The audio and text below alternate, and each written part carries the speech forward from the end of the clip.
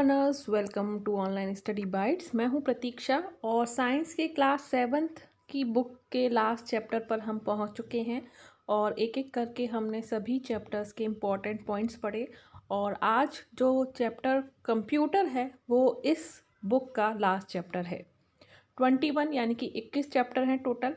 आज के इस वीडियो में, आज के इस चैप्टर में हम इनपुट और आउटपुट डिवाइस के बारे में, माउस, कीबोर्ड, सीपीयू के बारे में पढ़ेंगे।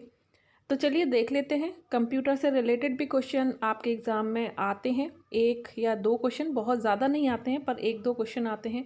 उनके लिए आपको थोड़ी सी बेसिक नॉलेज होना बहुत ज़रूरी है। तो उसके लिए आप जितने भी कंप्यूटर की इस तरह के चैप्टर हैं उनको ज़रूर पढ़ें और कुछ क्वेश्चंस ज़रूर करें कंप्यूटर से रिलेटेड, चाहे वो अलग अलग एग्ज़ाम में क्यों ही ना आए हों। तो उन क्वेश्चन को करने के बाद आपको एक प्रैक्टिस हो जाएगी, एक आइडिया हो जाएगा कि किस तरह से क्वेश्चन बनाकर आपको एग्ज़ाम में दिया जा सकता है और आप उसको कैसे सॉल्व करेंगे। तो यहाँ पर इनपुट डिवाइस से पहले थोड़ा सा जान लेते हैं कि हम कंप्यूटर में अनेक प्रकार के डिवाइस का प्रयोग होता है। यह अनेक प्रकार के इलेक्ट्रॉनिक और वैद्युत उपकरणों से मिलकर बना होता है, जिसमें keyboard, mouse, CPU, monitor, speaker आदि भाग होते हैं। प्रत्येक भाग के अलग अलग कार्य निश्चित होते हैं। यह सामूहिक रूप से मिलकर एक सिस्टम की तरह कार्य करते हैं। इसमें input device, output device, processing unit, memory unit होते हैं। इनका उद्देश्य कार्यों को तीव्र और शुद्ध तरीके से करना होता है। अगर वीडियो अच्छा लगे तो प्लीज़ लाइक ज़रूर कीजिएगा, शेयर कीजिएगा। कोई डाउट है तो आप कमेंट में लिखिएगा। लर्नर्स, आप लोग तैयारी कर रहे हैं, यूपी टेट की हो या एमपी टेट की हो, किसी भी टेट की आप तैयारी कर रहे हैं तो आप अनअकैडमी के प्लस कोर्स के साथ जुड़ सकते हैं। क्योंकि आप लोगों की तैयारी आप कितनी भी कर लें, कहीं ना कहीं कोई ना कोई कमी रह जाती है और इसी कमी को दूर करने के लिए अनअकैडमी नए नए कोर्सेज़ आप लोगों के लिए लाता रहता है। क्योंकि ये जो कोर्सेज़ हैं वो इंडिया के टॉप एजुकेटर्स के द्वारा पढ़ाए जाते हैं, बनाए जाते हैं। तो आपको आपका जो सिलेबस है वो कंप्लीट करवाया जाता है, किस तरह से पढ़ना है ये सभी चीज़ें बताई जाती हैं। नोट्स यहाँ पर आपको प्रोवाइड करवाए जाते हैं, गाइडेंस आपको दिया जाता है, प्रैक्टिस टेस्ट होते हैं। तो जिससे कि आपका जो पढ़ने का टाइम टेबल है या पढ़ने का आपका जो फ्रिक्वेंसी है वो आपकी बनी रहती है। क्लियर? तो यहाँ पर आप लोगों के लिए एक एमपी टेट का कोर्स लेकर आ रहा है अनअकैडमी, जो कि 28 जनवरी से 15 अप्रैल तक चलने वाला है, जिसमें आपके हर एक सब्जेक्ट की, जिसमें CDP, EVS, mathematics, Hindi, English, Sanskrit सभी चीज़ें पढ़ाई जाएंगी। ये पेपर 1 के लिए है।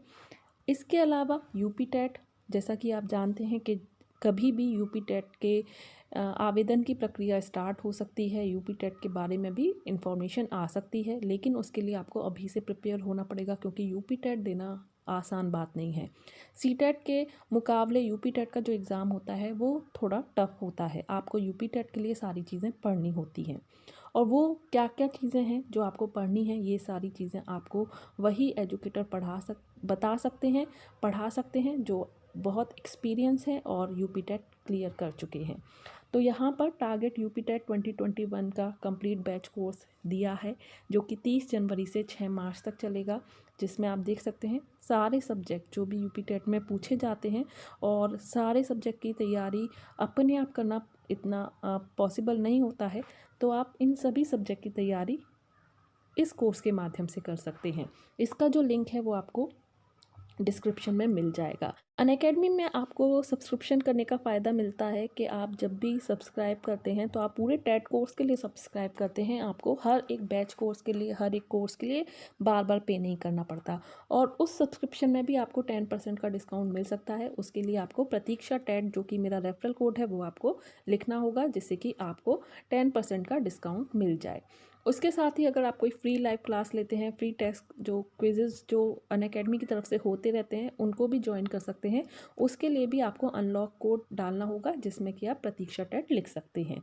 तो यहाँ आपको टेट प्लस सब्सक्रिप्शन का चार्जेस दे रखे हैं, तो आप अपने अकॉर्डिंग कोई भी सब्सक्रिप्शन ले सकते हैं, लेकिन रेफरल कोड लिखना मत भूलिएगा, क्योंकि आपको उस रेफरल कोड की वजह से यहाँ पर जितने भी चार्जेस हैं उनमें 10% का डिस्काउंट मिल जाएगा। तो India's best educators for all subjects, all batches, only 1 subscription. और वीडियो कैसा लगा कमेंट करके ज़रूर बताइएगा। तो चलिए इनपुट और आउटपुट डिवाइस के बारे में जान लेते हैं। इनपुट डिवाइस क्या होती है? कंप्यूटर में जिस डिवाइस द्वारा निर्देश दिए जाते हैं उन्हें इनपुट डिवाइस कहते हैं।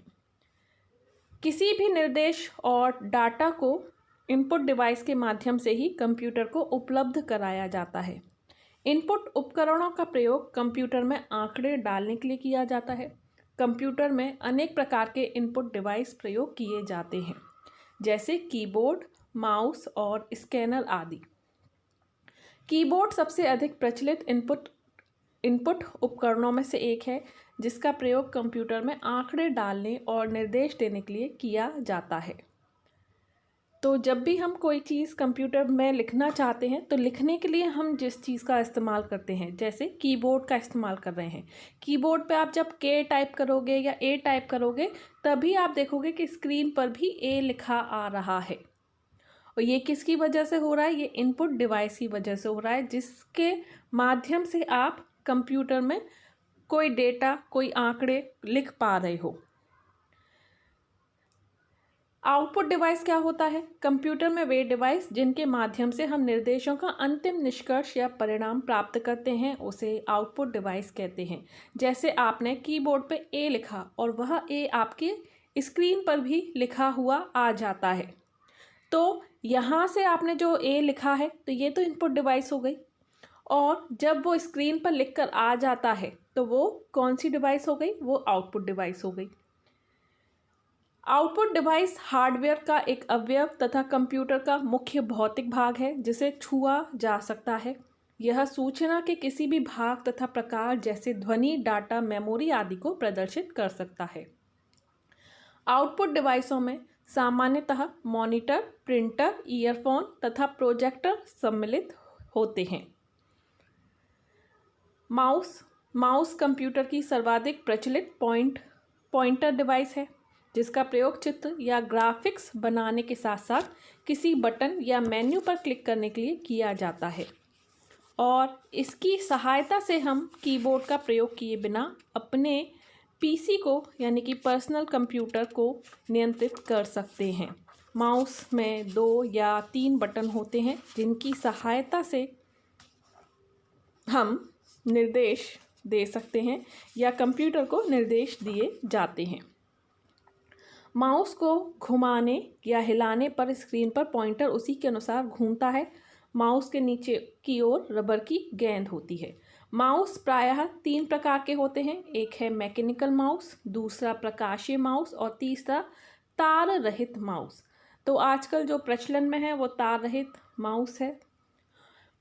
सबसे पहले जो पुराने आपने देखे होंगे कंप्यूटर, उनमें मैकेनिकल माउस चलते थे। इसके निचले भाग में एक रबर की गेंद लगी होती थी। जब माउस को सतह पर घुमाते थे तो वह उस खोल के अंदर घूमती थी, और माउस के अंदर गेंद घूमने से इसके अंदर के सेंसर्स कंप्यूटर को संकेत देते थे। फिर उसके बाद थोड़े से प्रकाशीय माउस आए। यह नॉन मैकेनिकल माउस थे। इसमें प्रकाश की एक पुंज किरण इसके नीचे की सतह से उत्सर्जित होती थी, रेड कलर की आपने देखी होगी, जिसके परिवर्तन के आधार पर यह ऑब्जेक्ट की दूरी या गति तय करता था। अब तार रहित हैं, अब वाईफाई से चलते हैं। ये रेडियो आवृत्ति तकनीकी की सहायता से ब्लूटूथ से चलते हैं। कंप्यूटर को सूचना कम्युनिकेट करते हैं। इसमें 2 मुख्य कंपोनेंट्स ट्रांसमीटर तथा रिसीवर होते हैं। ट्रांसमीटर माउस में होता है और रिसीवर कंप्यूटर से जुड़ा होता है और वह सिग्नल को प्राप्त करता है।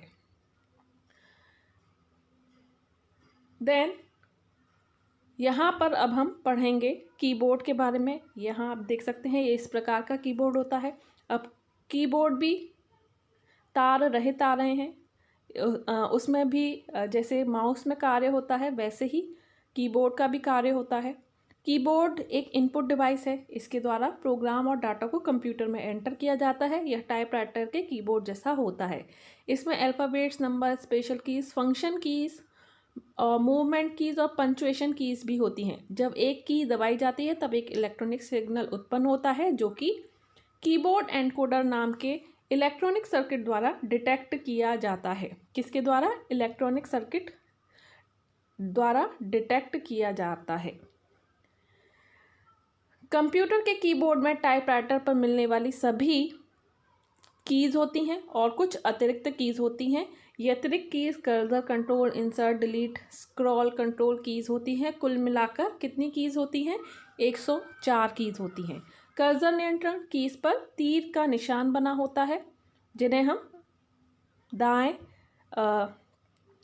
बाएं इस तरह से घुमा सकते हैं।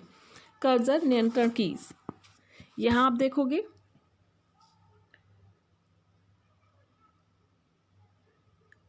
ये हैं एरो कीज़, इसी को हम कर्सर नियंत्रण कीज़ कह रहे हैं। यहाँ आप देखोगे एरो बने होते हैं अप, डाउन, राइट और लेफ़्ट के। तो हम बाएं दाएं नीचे ऊपर एरो करते हैं। कर्सर कीज़ की मदद से कर्सर को स्क्रीन पर बाएं से दाएं और ऊपर से नीचे ले जाने का कार्य हम इन कीज़ के द्वारा कर सकते हैं। इसके बाद दूसरी कीज़ है फंक्शन कीज़। यहाँ पर आप देखोगे फंक्शन कीज़ हैं, ये ऊपर सबसे ऊपर होती हैं, जिन पर F1, F2, F3 इस तरह से F12 तक नंबर लिखे होते हैं। यह कीज़ अलग अलग सॉफ्टवेयर में अलग अलग तरह से कार्य करती हैं। क्लियर। फिर आती हैं टाइपराइटर कीज़। ये जैसे ABCD लिखे हैं, 1 2 3 लिखे हैं, यह ठीक है, इनको कहते हैं टाइपराइटर कीज़। इसमें अक्षर, संख्या और संकेत छपे रहते हैं। देन फिर आती हैं न्यूमेरिक कीपैड। ये है न्यूमेरिक कीपैड, जहाँ पर नंबर स्पेशली दिए होते हैं। ये कीबोर्ड के दाईं ओर होता है। इसमें कैलकुलेटर जैसे बटन होते हैं। तो अब कैप्स लॉक की बारी है। यहाँ आप देख सकते हो कैप्स लॉक, ये इस तरफ होता है कैप्स लॉक का बटन, और जिसको एक बार दबाकर छोड़ देने के बाद टाइप करने पर जो अक्षर है वो बड़े बड़े लिखना स्टार्ट हो जाते हैं। अगर आप दोबारा इसी कैप्स लॉक को दबाओगे तो अक्षर दोबारा से छोटे छोटे लिखना स्टार्ट हो जाएंगे। फिर इसके बाद ये शिफ्ट की है, ये दोनों साइड होती है कीबोर्ड में। इसको दबाकर अक्षर टाइप करने पर वह बड़ा टाइप होता है। नॉर्मली अगर आप लिखना स्टार्ट करते हो तो GH स्मॉल लेटर्स लिखे जाते हैं। अगर आप पहला अक्षर लिखना चाहते हो या किसी और अक्षर को बड़ा लिखना चाहते हो तो आपको शिफ्ट दबा के उस की को लिखना पड़ेगा, तो वो कैपिटल लेटर में लिख जाता है। इसके बाद एंटर की होती है, यहाँ पर एंटर लिखा होता है, ठीक है। रिटर्न की होती है। एंटर की जो की है उसका इस्तेमाल हम 2 तरीके से कर सकते हैं। स्क्रीन पर लिखे निर्देशों को एंटर दबाकर CPU तक भेज सकते हैं।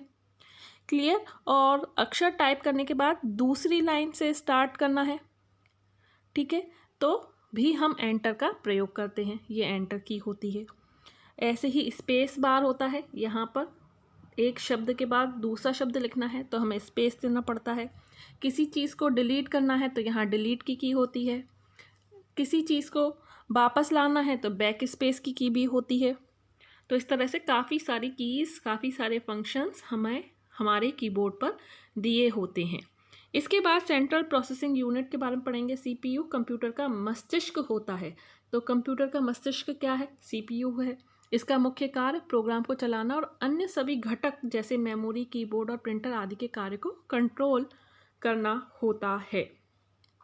कंप्यूटर की यह यूनिट अंकगणित, तार्किक, नियंत्रण से जुड़े कार्य, इनपुट कार्य, आउटपुट कार्य संपन्न करती है।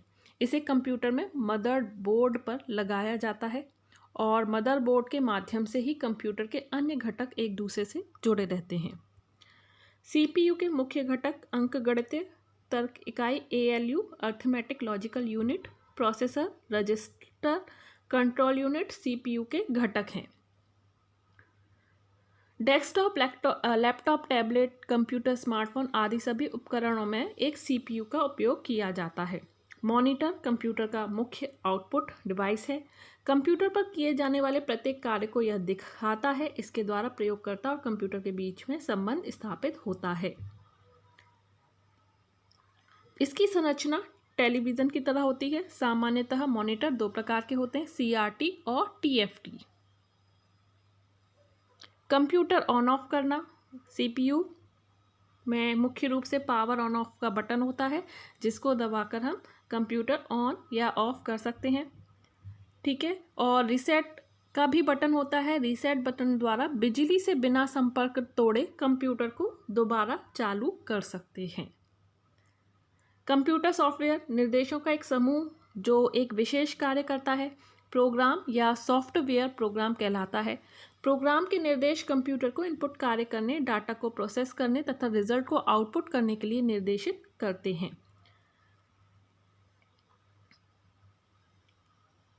तो यहाँ पर हमारा ये चैप्टर के जितने भी इम्पोर्टेंट पॉइंट्स थे वो हम पढ़ चुके हैं। सॉफ्टवेयर के प्रकार, 4 प्रकार का सॉफ्टवेयर होते हैं: system software, application software, packages और यूटिलिटीज़।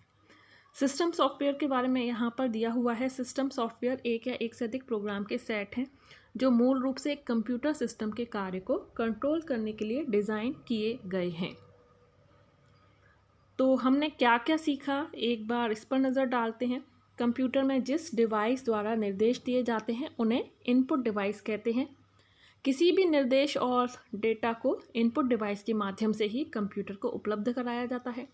मॉनिटर कंप्यूटर का मुख्य आउटपुट डिवाइस है जो कंप्यूटर पर किए जाने वाले प्रत्येक कार्य को यह दिखाता है। इसकी संरचना टेलीविज़न की तरह होती है। निर्देशों का एक समूह जो एक विशेष कार्य करता है सॉफ्टवेयर प्रोग्राम कहलाता है। सॉफ्टवेयर परिणाम को भी निर्धारित करता है। कीबोर्ड एक इनपुट डिवाइस है। इसके द्वारा प्रोग्राम और डेटा को कंप्यूटर में एंटर किया जाता है। यह टाइपराइटर के कीबोर्ड जैसा ही होता है। तो चैप्टर का एंड होता है। यहाँ कुछ क्वेश्चन हैं जिससे कि आपको पता लग सकता है कि इस तरह के क्वेश्चन आपके एग्ज़ाम में भी पूछे जा सकते हैं। जैसा पहला क्वेश्चन है, इनपुट डिवाइस है। इनपुट डिवाइस मॉनिटर है, प्रिंटर है या प्रोजेक्टर है या कीबोर्ड है। तो आप संदेश भेज रहे हो या कोई डेटा या कोई आंकड़ा कंप्यूटर में डाल रहे हो तो वो किसके माध्यम से जा रहा है? कीबोर्ड के माध्यम से। तो इसका सही आंसर क्या है? कीबोर्ड। मॉनिटर पे शो होता है, प्रोजेक्टर पे भी आपको शो होगा, प्रिंटर आप निकालते हो, तो ये तीनों चीज़ें क्या हैं? आउटपुट डिवाइस हैं। उससे पहले आपको कोई चीज़ कंप्यूटर में डालनी पड़ेगी और वो होती है कीबोर्ड से। तो कीबोर्ड एक इनपुट डिवाइस है। रीसेट बटन का प्रयोग क्यों होता है? कंप्यूटर बंद करने के लिए, कंप्यूटर की गति बढ़ाने के लिए, कंप्यूटर को निर्देश देने के लिए, कंप्यूटर को दोबारा प्रारंभ करने के लिए। सही आंसर कंप्यूटर को दोबारा प्रारंभ करने के लिए। नेक्स्ट है, निर्देशों को प्रोसेसर तक भेजने के लिए क्या करेंगे? एंटर बटन दबाते हैं, रीसेट बटन दबाते हैं, डिलीट बटन दबाते हैं या टर्बो बटन दबाते हैं। निर्देशों को प्रोसेसर तक भेजने के लिए तो हम एंटर बटन दबाते हैं। ठीक है। नेक्स्ट है, न्यूमेरिक की होती है। न्यूमेरिक यानी कि नंबर, तो वो किस पर होती है? की बात हो रही है तो सिंपल सा है, कीबोर्ड में ही होगा। ठीक है। इसके बाद यहाँ पर कुछ रिक्त स्थान के प्रश्न हैं, इनको भी कर लेते हैं। कंप्यूटर में माउस एक इनपुट डिवाइस है। F1 से F12 तक के कीज़ को हम फंक्शन कीज़ कहते हैं। डिलीट बटन से स्क्रीन पर लिखा अक्षर मिट जाता है। शिफ्ट बटन को दबाकर अक्षर टाइप करने पर वह बड़ा टाइप होता है। तो इसका सही आंसर क्या है? ऑप्शन बड़ा। तो सही गलत भी कर लेते हैं। कीबोर्ड एक आउटपुट डिवाइस है, तो बिल्कुल नहीं, बल्कि इनपुट डिवाइस है। सीपीयू कंप्यूटर का मस्तिष्क है, बिल्कुल सही। Power on off button CPU में होता है, ये भी सही। मॉनिटर एक इनपुट डिवाइस है, तो ये गलत है। मॉनिटर एक आउटपुट डिवाइस है। तो इसी के साथ हमारा ये वीडियो समाप्त होता है। वीडियो अच्छा लगा हो तो लाइक ज़रूर कीजिए, शेयर कीजिए, चैनल को सब्सक्राइब करके बेल आइकन पर प्रेस करना बिल्कुल मत भूलिए। अभी के लिए इतना ही। Bye bye, take care. और अब एक और बुक स्टार्ट करेंगे SCERT की, तो चैनल के साथ ज़रूर बने रहें। Thanks for watching.